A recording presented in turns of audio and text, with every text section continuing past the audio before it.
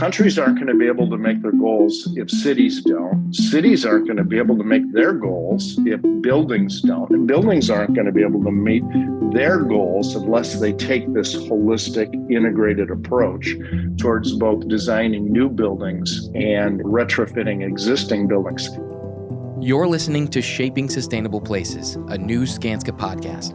We're here to recognize, encourage, and inspire stakeholders in the industry and beyond to accelerate the transition to a more sustainable, resilient, zero-carbon built environment. In each episode, we'll be speaking with industry and civic leaders, policymakers, and other champions of change to explore innovative solutions to real challenges. Energy is one of the hottest questions as we consider ways to ensure a sustainable future. While Europe deals with an energy crisis, the world as a whole needs to shift to fossil-free energy sources in the long term to reduce carbon emissions. A clean energy transition is well underway in many countries, with electrification lowering carbon emissions in transport systems, as well as construction and development projects. Yet major challenges remain. So, how can the built environment play a positive role? What is being done to reduce energy requirements both during construction and development, as well as during the lifetime of a building? How can energy-positive buildings contribute to reducing a city's emissions? And how can we plan towns and cities better and adapt building regulations to reduce energy needs? Today, our host Charlie Cicchetti sits down with three industry leaders to examine the energy challenges their organizations are taking on, as well as opportunities and solutions to move toward renewable energy sources. Charlie begins with Clay Nelson, founder and CEO of the Nelson Group. He helps organizations around the world identify and prioritize opportunities to leverage sustainable building design, clean energy resources, and operational best practices to improve sustainability and resilience while achieving ambitious environmental, social, and governance goals. So let's build on that background of yours, Clay. Let's look at that evolution of energy. On this episode of the Shaping Sustainable Places podcast, we're talking a lot about energy. How have you seen that evolve? A really big thing changed when we focused from energy to carbon. We know the goal is net zero carbon around 2050. The world needs to achieve that. If you work backwards from that goal, you come up with a different set of solutions or measures that you need to do in building. I refer to these as the four good deeds.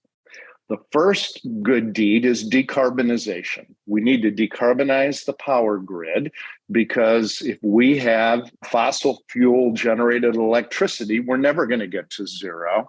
So that is a meta change that has to happen. But buildings can contribute significantly towards that goal as they contribute towards decarbonization. So we not only need to decarbonize the grid, we need to decarbonize transportation, a huge sector, but the biggest sector we need to decarbonize is actually buildings. 40% of greenhouse gas emissions are due to buildings. In cities, buildings can represent up to 70% of greenhouse gas emissions. So we can't get there without buildings, transportation, and industry, by the way. And buildings and industry go together because plants are within buildings. So there's some synergy there. There's also synergy with transportation in that where do you think we're going to charge all these cars? We're going to charge them with EV charging stations in buildings. And we're going to have to do that in a smart way. The E in four good deeds is efficiency. Efficiency isn't yesterday's solution. It's the most cost-effective and critical solution. We need to first get energy use down so we can take advantage of that increasingly clean grid. Now, the second E is electrification. We won't capture the full potential of a greener grid if we don't reduce fossil fuel combustion in the buildings. That's why there's a shift towards electrification for space heating, for water heating, for cooking, and other heating applications within buildings. It's pretty straightforward to build an all-electric net zero building today, given a large budget and given fairly favorable climate conditions. New construction isn't our biggest challenge. It's existing buildings. How do I go to a building which has gas or oil boilers in the basement and make the big transformation to improve efficiency and electrify while adding as much renewable energy as possible? That's why the fourth letter, the D in For Good Deeds, is digitalization. We have to do it in a smart way. By some estimates, if we could flip a switch, no pun intended, if we could flip a switch and convert every fossil fuel furnace in a home or boiler in a commercial building to electric, we do those four things together, and we can not only rapidly decarbonize buildings, but we can do it in a way that won't cost as much as building lots more generation, lots more transmission, and lots more distribution. I think that we can achieve net zero carbon anywhere in the world, but the approaches are going to be localized. They're going to be a little bit different. And I love to talk about the contrast between different approaches towards zero carbon. One of my favorite buildings, a Skanska building, they were part of the design team, is the Powerhouse Kaya in Trondheim, Norway. I like to say, well, if you could do net zero in Trondheim, Norway at 63 degrees north latitude, you should be able to electrify your building just about anywhere. One thing I love about the building is it's very smart. It only conditions spaces when there are actually people in it. It conditions those spaces to the conditions people actually want for comfort and lighting and things such as that. So it's a great example of an ecosystem where an anchor building can provide distributed energy, clean energy resources to the entire community. Countries aren't going to be able to make their goals if cities don't. Cities aren't going to be able to make their goals if buildings don't. And buildings aren't going to be able to meet their goals unless they take this holistic, integrated approach towards both designing new buildings and retrofitting existing buildings. A powerhouse is a building that generates more energy in its operational phase than it consumes throughout the production of building materials, construction, operation, and disposal of any waste. Solar energy, other sources of renewable energy, and an extremely low energy consumption ensure that it becomes an energy-positive building. The building itself is well insulated and has limited need for heating and excellent ventilation. The Powerhouse organization is a collaboration between 5 companies, one of which is Skanska, that are dedicated to designing and building construction that align with the 1.5-degree target set out in the Paris Agreement. To learn more, let's hear from our next guest, Rune Stene, Managing Director at Powerhouse and a business developer with Skanska Norway.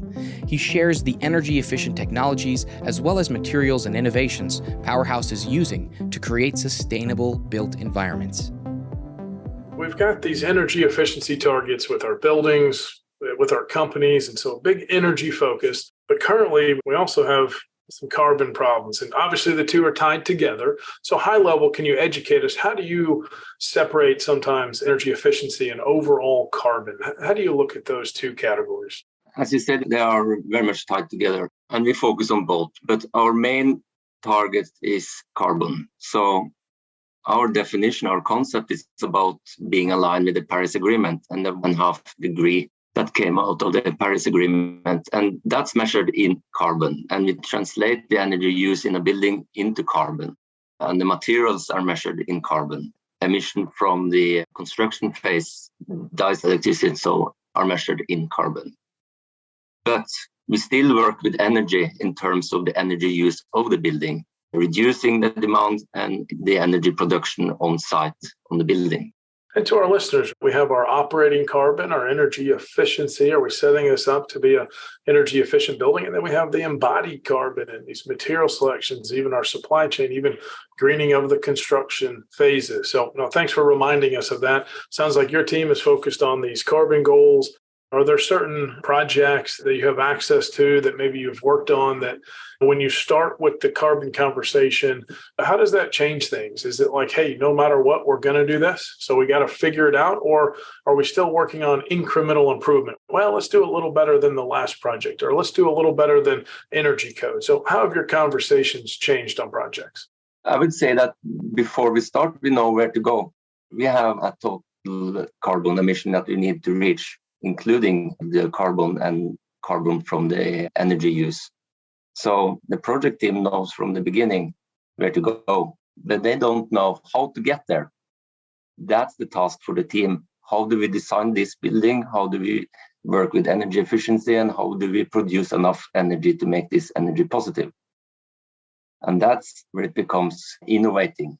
So this, both the process, but also the concept and the technologies we throw into the building needs to be considered, both, of course, from a cost perspective, but also then every time it needs to be considered from a carbon perspective. So we have both a carbon account and a cost account.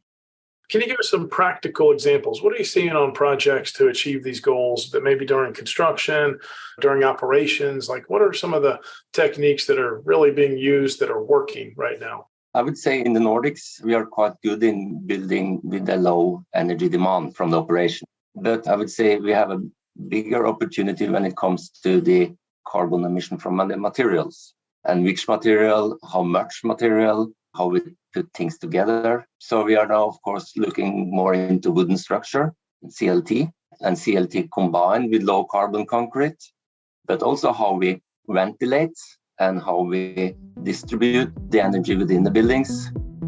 CLT stands for cross-laminated timber, a type of engineered wood panel. It boasts a low environmental impact and generates next to zero waste, and as such is used in sustainable building designs. Low-carbon concrete is another more sustainable material. It is produced with a much lower carbon footprint than traditional concrete. The Powerhouse companies often work with both, so let's see what else they are using in their energy-efficient constructions. We use heat pumps in the energy supply of the buildings, which is a very energy efficient way to transport energy into the building, and geothermal wells and so on. But it's important to separate Powerhouse from being a process and being a total concept. Powerhouse is a target. It's up to the team to find the right solutions, the right materials, the right technologies, and so on that brings you to that target. You can use heat pumps, but you don't need to. You can use concrete, you can use wood, whatever. It's up to the team from the individual projects what suits this project the best. That's the task. Well, we're talking about materials for a minute because it does fit into carbon, right? Overall embodied carbon. There's waste problems. Construction projects are known for almost 19% rework and just waste. And so what are some things that maybe you enforce on some of your projects to help on that part of the carbon cycle? So we have a research project in Skanska, Norway called Zero Construction Waste. And it's about estimating the climate effect of waste from construction sites. And we also add that into the Powerhouse carbon account. So it's also about minimizing the waste going into the Powerhouse project. Then we need to work with the supply chain to reduce plastic, to reduce wood, and so on that follows the materials into the project. First, if we have the waste on our site, it's about recycling, of course, but it's also, is it some of the waste, or we like to call it resources, that can be reused? For instance, it's some of the steel, some of the wood, and so on, that can be reused for other needs. Why aren't more buildings doing this right now? Of course, it has something about cost. The idea about Powerhouse isn't that it should be scaling in volume, because it's pretty much light tower buildings we are putting up.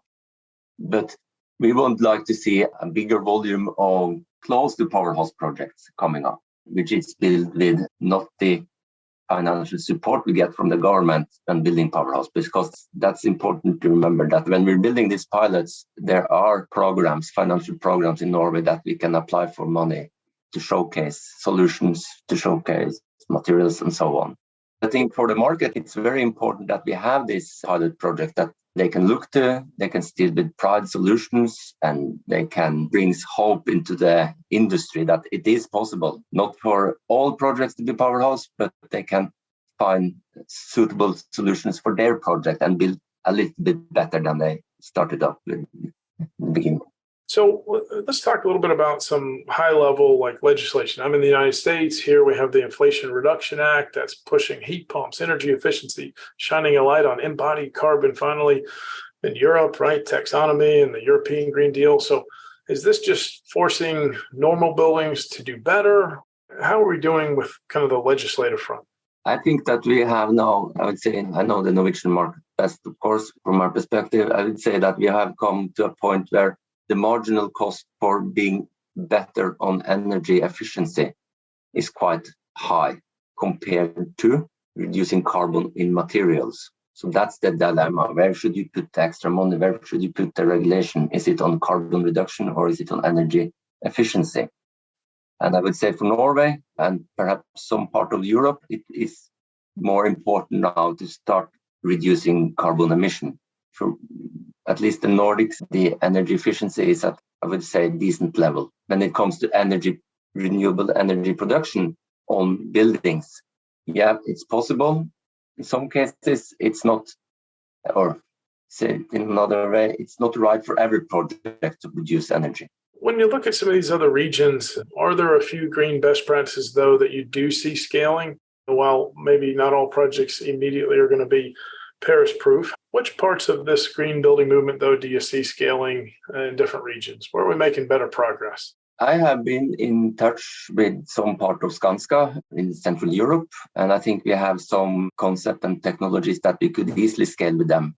Technology that is easily adopted, I would say, in other regions. For instance, the heat pump and then geothermal wells that could make significant difference in those projects and in those local areas. But also, I would say, process-wise, it's easy to scale and to learn other, or not easy, but to share our best practice in process, how we work with carbon. It's not a one-man show, it's a whole organization that needs to go on board. It's a whole organization that needs to understand before starting up. It's all about collaboration and working together. Let's go back to Clay, who speaks with Charlie about different organizations around the world that are committing to zero emissions targets. They also touch on ESG, which you'll hear referenced several times in this episode. ESG means using environmental, social, and governance factors to evaluate companies and countries on how far advanced they are in terms of sustainability. It's a framework for discussing and examining an organization's impact on the planet.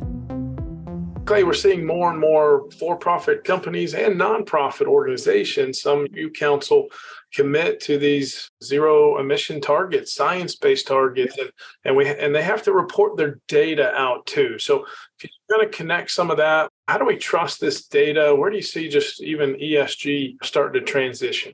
The built environment has really jumped on board the ESG train. 70 real estate organizations and counting have already committed to set science-based targets. Those operational carbon emissions, as people like to refer to them too, are relatively small compared to the emissions in the materials we are purchasing to make our products and services, and significantly less than the energy use of the products we make over their entire lifetime. So carbon accounting is relatively complex. The key things, the advice that I would give is, one, just saying I'm going to be carbon zero or net carbon zero by 2050, doing this, issuing a press release and going away and doing nothing and hoping for the best. That's not a plan. And in fact, a plan isn't even a target by a certain date. Organizations really need to develop a detailed plan of exactly what they're going to do, where, who's going to do it, what it's going to cost. Those plans need to be integrated with an organization's capital budgets. It's not going to help if a couple people say, well, we need to do lighting retrofits across all of our facilities. And then the CFO says, that's not in the budget. We can't do that. I think what this is going to drive is a sense of accountability. a sense of transparency. We're going to have to report, and short-term goals are much more important than longer-term goals. And by short-term, I'm talking about 5 years. What's an ambitious goal you're going to meet in 5 years, and report the data every year to show your progress towards that. That's what was missing in COP27. Next year is a big stock take year. How are countries doing on their commitments? Organizations need to do the same thing. And from reports I read, not every company is on track to achieve the even short-term goals they've already committed to. So the industry as a whole has to step it up. Let's talk about the future.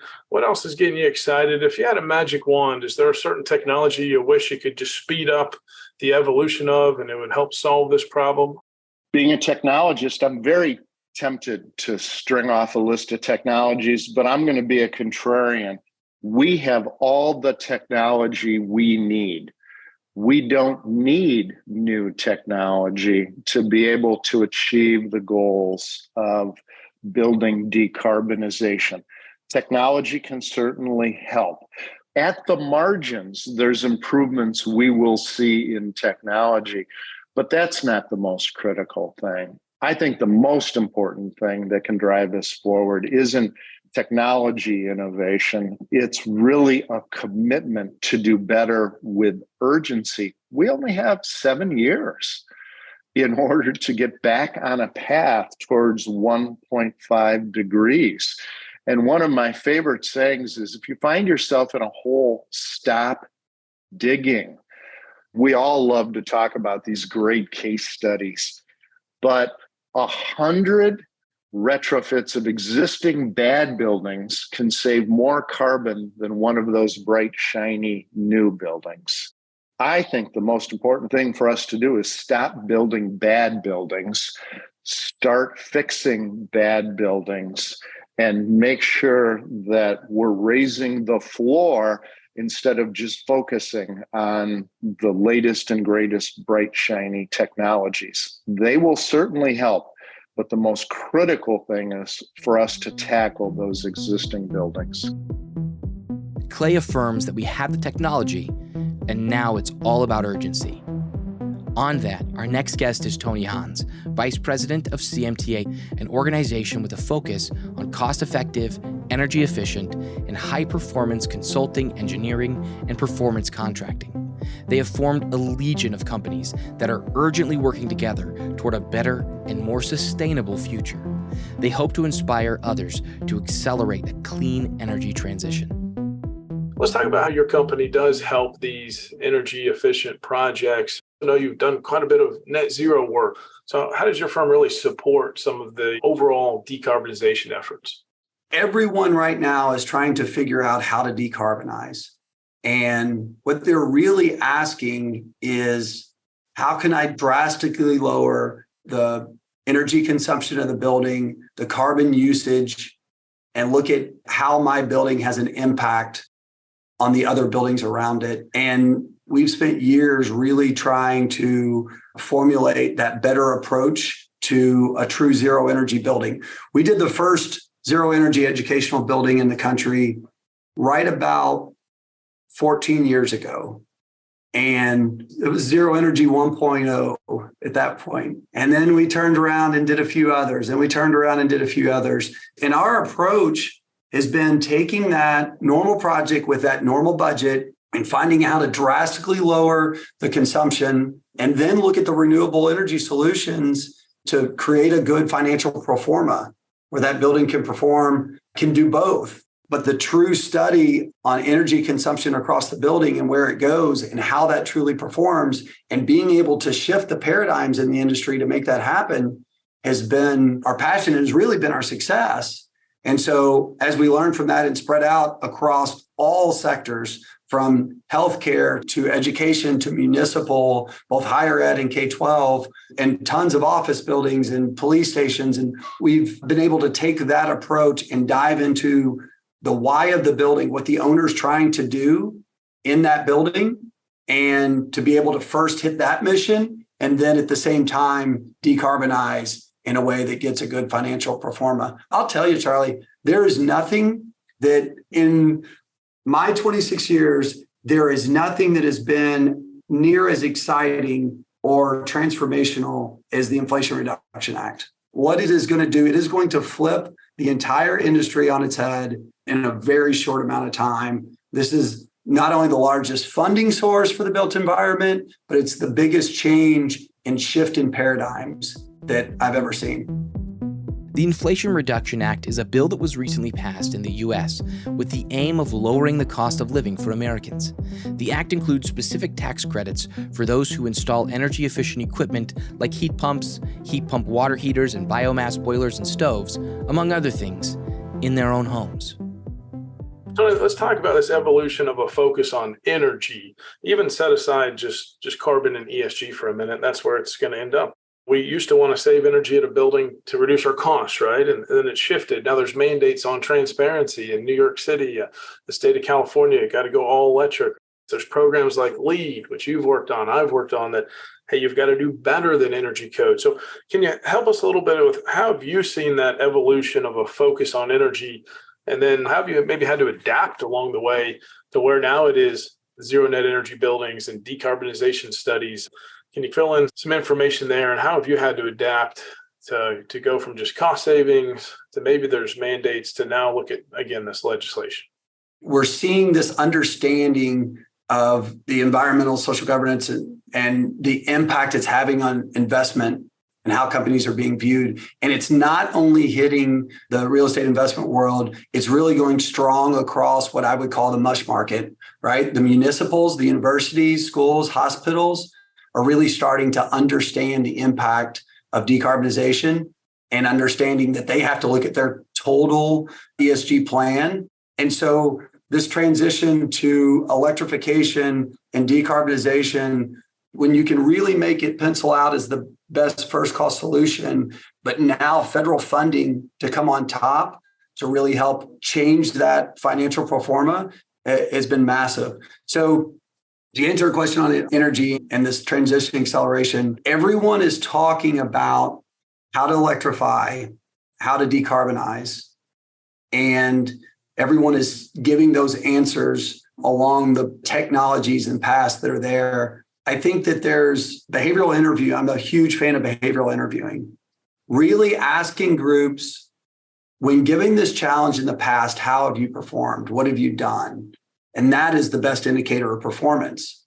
Those challenges that are out there, the technology is available. The technology is here. We just need to switch our processes of how we really define those things and start to move in those directions. Let's talk about even just zoom out a little bit globally. There's an energy crisis in Europe and heat waves over there. Of course, you've got taxonomy, you've got the European Green Deal. There's these, thankfully, some federal legislation that's pushing for not just transparency, but here's what you have to do if we're going to get ready to receive these renewables from our grid, and especially not just decarbonize, but pull in as all electric. Well, there's programs like LEED. Are these tools now, after 20, 22 years of using a program like LEED, where does that fit into the conversation today when you're talking to clients? On climate change, on the issues facing our world, on small shifts in the built environment that haven't come in time, code changes that haven't forced drastic performance shifts in the industry, and just all those negative factors really pushing on us. We are at the best time in the history of the built environment. We're at the best time, in my view, that we've ever been at. The rate of change is so much faster, and the tools that are out there are so much better. And we're seeing those things. The industry has made this huge shift from design-based solutions to performance-based. And the education to the owner has been much better. All the major clients are asking for those groups that can help make a difference, decarbonize, provide healthier, really improve the health and wellness of the inside of the building to help them, help their staff, help their students, really improve their work environment.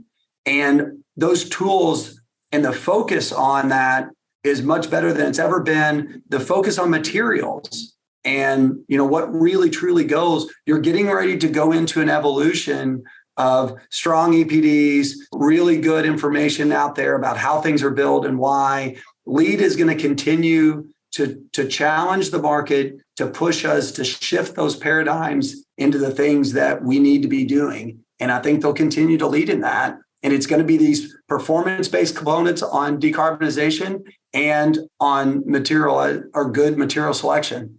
Let's just talk about the future. Tony, how do you envision like communities and cities in the future in terms of energy solutions in the built environment? What do you think we'll see more of in the future? We actually think the technology is there. And we think for the first time, cities are changing because owners are shifting. They're more educated and they're shifting their RFP process. They're shifting their procurement strategies. The RFP, or Request for Proposal, is a document which is the first step in the procurement process. It presents and describes a project so that contractors can bid on it. This is where the criteria and requirement for energy efficiency, for example, are set in a project. When done well, it ensures that qualified folks with the same goals as the owners are to work together. As Tony mentions, a positive shift in the RFP process toward higher energy standards in the projects can mean a positive shift in how buildings are being constructed. For us, what we saw was owners just need to ask for it. The technologies are there, the teams are there, but if you tell the AE industry and builder that it's a goal, then they're going to select those partners that can help them reach that goal. And so I think we have to shift our approach to say, how can we pull these partners to the table? Shifting our approach toward building and designing from the very beginning of any project can help to bring like-minded people together from the start. Let's conclude with Rune, who speaks more on the importance of collaboration and working together.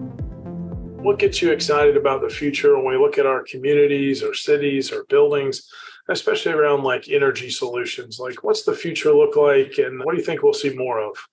I see that there's talking about energy smart cities and low energy cities and so on. I think we need to go step by step and start with building by building, but making the building ready for future. Then we can move on to neighborhood scale and finally connect neighborhoods in a city scale. But on the way, we need also to include infrastructure like transport and other energy consuming businesses. I'm hopeful for the future, though. There's some parts of the world that has got further than other parts, and we need to open up about technology and concept and so on, so that everyone don't need to take the whole journey of innovation themselves. So we need to export know-how and technology and so on to other parts of the world so we can speed up carbon reduction. Well said, that collaboration and a rising tide lifts all boats. Let's say there's a young professional maybe listening to this podcast. They've loved listening to your story, or maybe it's someone that has a career and they're making a career pivot. What advice do you have to them if they're just now jumping into this movement, this sustainability movement? Big question. I would say that be interested in carbon, learn about carbon. I think energy is important, but carbon is what's killing us. And we need more skilled people within carbon. And carbon is not only for consultants, but we need decision makers, we need estimators, we need leaders that understand the whole carbon issue, because it's going to be a very important part of our economy in the years to come. So we need to deal with carbon in every decision we make. We need to take a stand on carbon as much as we do on cost and on business. There is a greater need than ever to implement existing technologies in order to create energy-efficient buildings and lower our carbon footprint. Collaboration between major players is a must, because when we work together, we can achieve great and sustainable things. As our guests aptly say, sustainable countries begin with sustainable buildings. That's something that we can and should all get behind as we move toward net zero. Thank you for listening, and a special thanks to our guests, Clay Nesler, Tony Hans, and Rune Stene for joining us. To learn more about the importance of energy-efficient buildings and for links to anything mentioned in the show, head to the show notes. If you enjoyed listening, be sure to subscribe and give us a 5-star review. and join us every episode as we continue to explore shaping sustainable places. This podcast is brought to you by Skanska. We are a world-leading project development and construction group using knowledge and foresight to shape the way we live. Go to Skanska.com to learn more. That's SKANSKA.com.